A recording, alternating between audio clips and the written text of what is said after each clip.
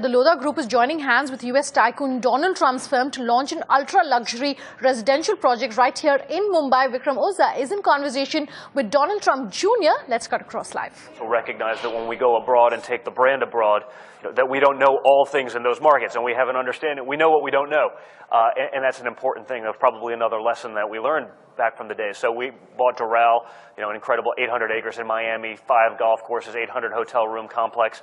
We won the bid for the old post office from the GSA in Washington, D.C. on Pennsylvania Avenue. We're going to turn that into what will hopefully be the greatest hotel anywhere in the United States, if not the world. And a lot of other golf course investments that we were able to buy that, someone builds a golf course for $100 million, no one shows up, we can pick it up for 10 cents on the dollar, put a lot of money into making them sort of Trump standard, but those became incredible investments for us. So we deployed a lot of capital in the U.S. and and a couple abroad.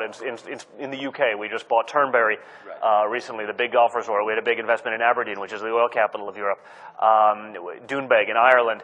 So we deployed capital all over the place, but we were able to do deals and take advantage of opportunities that would have never made sense in the pre-Lehman era. Emerging markets, Don Jr., that's what I'm interested in, because did you see value over there? Because even today, when you look at your interest in India, it's still a branding and licensing deal.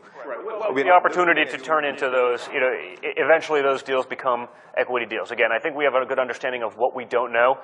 To say that we can build in New York is one thing. To come into India, we've seen, if you look at perhaps the private equity returns of people who have come into India to try to invest in real estate as outsiders without much help from the inside, it hasn't worked out for them. I don't think anyone's had positive returns. So, for us, it was about creating a great partnership, partnering with a group like the Lodha Group or Panchsheel in Pune, really finding people who understood those local markets. Those are the ways we get involved. Once those relationships are formed and we have an understanding of how we work, how the teams work, that's when we start talking about, much more substantial equity investments. So the relationships we have now in India are very strong. When I first came here 7 or 8 years ago, it was, well, you should see this piece of land that I have. It's incredible. Okay, well, it's not really my land. It's someone else's land, because everyone's a very, serial entrepreneur in India. And so people oftentimes perhaps portrayed their holdings as different than what they actually were to ultimately try to broker themselves into a deal. But I think now I've had enough visits here, I've spent enough time here, have a very good understanding of who is who and who really has what. Formulated a strategy of how to separate the wheat from the chaff, as it were? I think we have.